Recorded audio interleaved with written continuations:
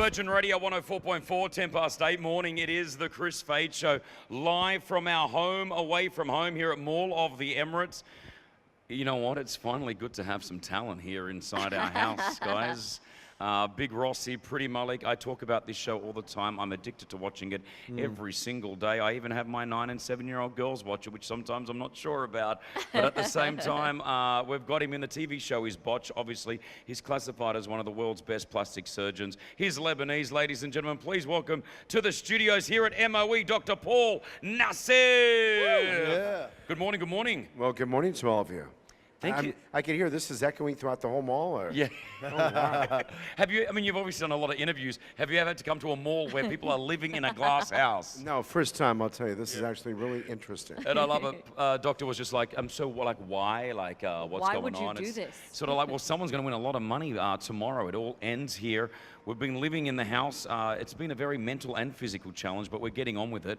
Hey, welcome back to Dubai. You're here. And I've been told that you do come to Dubai every so often, right? Yeah. For work. I do. As a matter of fact, I mean, of course, like I'm not enough busy back home in Beverly Hills, Yeah. but the thing is, I come out here about every 3-4 months. We operate on some very complex cases and see patients. Sure. And actually, I'm also here at a otolaryngology, which means ear, nose, and throat, facial plastic surgery meeting, and I'm lecturing about nose surgery on Saturday. Wow, that's amazing. So we're doing a bunch of things here while we're here.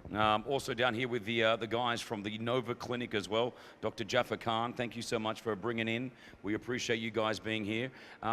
Doctor, obviously the TV show Botched, when they came to you, or did you go to them? How did this all come about? It is a TV show that you think to yourself, why would people be interested in watching this?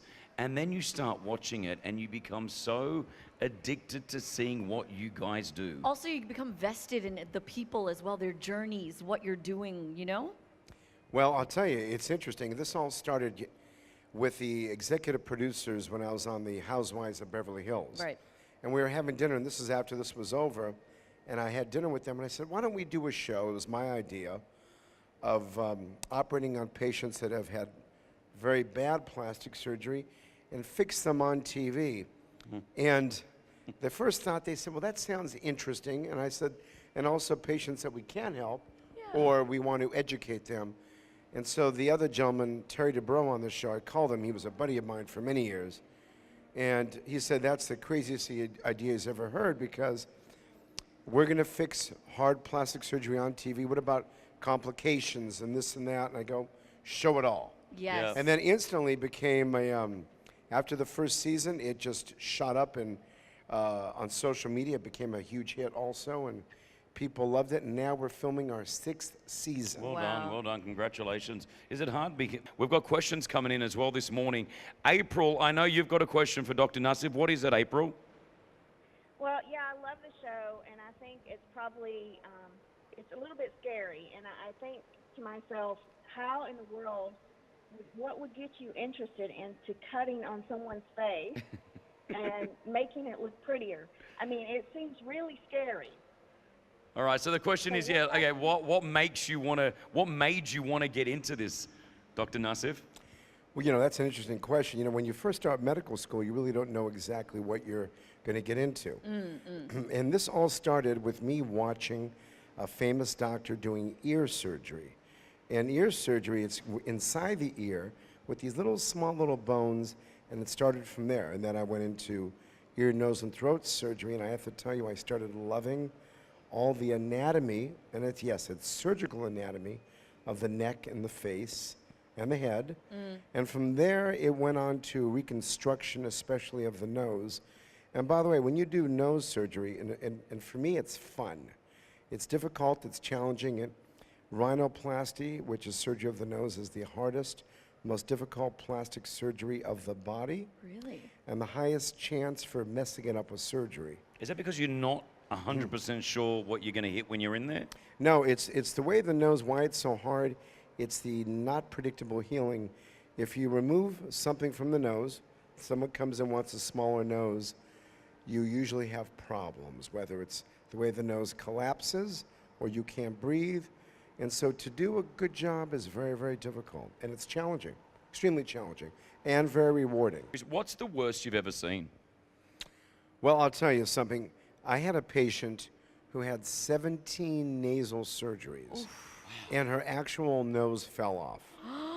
And so we had to start, and I use a lot of rib in surgery, and we had to take tissue from their scalp and rebuild the entire nose. Wow. And I mean, this is kind of routine for me. So you It's, take... it's routine what we get now. But of how, okay, horrible, horrible noses. how long is that process? So you're taking skin from the scalp, you're taking Yeah, I mean, it's a big cartilage from flap. everywhere? Yeah, you're talking cartilage from the rib. Yeah. And then it's called a forehead flap, where you take tissue from your forehead, slide it down on your nose, keep it attached like an elephant trunk for about 6 to 8 weeks, separate it, and then after that you have to do 3 or 4. So you're talking about a good year of reconstructing someone's nose. But also, I do everything of the face. It's so when you watch Botched, you see all kinds of crazy things that people do to themselves. Doc, can I ask you something? When Yes. obviously you've been doing this for so long, you're so good at it, you have an eye for it, obviously you have to. When you're talking to people, do you sometimes look at them and in your head you're rearranging things? I did that when I first started plastic surgery, but Yeah? now I don't. You don't, I look at okay. everyone, unless they have such bad plastic surgery Right. that it looks very fake, then of course, okay, you need some help. Right. Of course. Doc, that what do you happens. look for? There are a lot of people here that live obviously in the UAE or wherever they are around the world. When you're going to see a plastic surgeon, and what should you be looking for? Like, what are the signs to say, okay, this guy's legit, this guy's cool? Well, first of all, you want to make sure you go to a surgeon that is trained in that specialty. Okay. So I'm a facial plastic surgeon, so I shouldn't be doing anything in the body, obviously. Okay. So that's number one. Two, you want to get the reputation, and you want to find out to make sure that the doctor's got a great reputation, and you can find that by asking other people and looking at the results.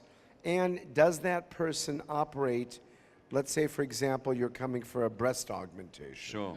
You want to make sure that doctor specializes in that specific surgery. Okay. So, I mean, and a lot of it's common sense. Yeah, you just know when you see it, obviously. I always get told, Kris, why don't you get a nose job? And I'm like, well, I've got a fairly large Lebanese nose, as we said, and I'm happy with it. Show the thing. But this is what he does this is, all the time, doctor. And ready, watch this. All I'm going to do right now, guys, is I'm just going to lift my nose here. Hold on. See that? Yeah, but you have a typical beautiful, long Lebanese nose, and I got to tell you, listen, I'm looking at you. You're a muscular guy. Thanks. Good-looking guy. Thank you. And I think that I mean, for everyone who's watching out there, they're watching out the little window. Don't you guys like his nose? Yeah, I don't See, change it. I'd say leave his nose alone. Like All right. it's the I mean, Kris Fade nose. Your mother is. would be so If- disappointed. Your Mom would. Lebanese Mom would mother be would be horrified, so yeah. disappointed. She won't make you any more But- tabbouleh and yeah, hummus nothing. if you Yeah, keep should be horror. She's told me. I've actually had a few plastic surgeons here in this country. I'd be out, and I remember one particular. I was out one night. He said, "Come see me. I'll do your nose for you." I didn't even ask him. I was like, "Hold on, what's wrong with me? I like my nose, doc. I like my nose." How dare him? Yeah. Yeah. Again, Can I ask you a quick question, please? Yes, hold on. Rossi. Rossi's awake. I'm awake. Sorry, I he's just woken up. had my coffee. I've got these 3 lines on the top of my head. Oh yeah, show him. Yeah. They're like stretch marks on the top of my his God, look at forehead. that. Yeah. What are they? What is that, doctor? Do you We've know? been trying to figure it out. It's it's like some type of. Yeah, I mean, that I have to tell you, that is not. I've seen that once before on an actor on TV. It was on Star Trek or something. He hasn't seen it. So the point is, Klingon. I think that actually gives you character. Let me see it again, Let's Ross. take a look. do it again. Do it again. So like, Oh wow, so people. I want to ask. that's you a just extra skin. So can I put Botox in that to get rid of it? No, the only thing we got to do, if you really want to get rid of that, we have to cut all that extra skin out and make it tight. God, And that's then you Rossi. replace that with the big scar. So I think you got to leave it alone, brother. Rossi, leave it alone, and we'll get you some hair, one or the other. All right, I'll do. One or the other, man. Again, thank you to the Nova Clinic for making this happen. Dr. Paul Nassif, the TV show is Botched.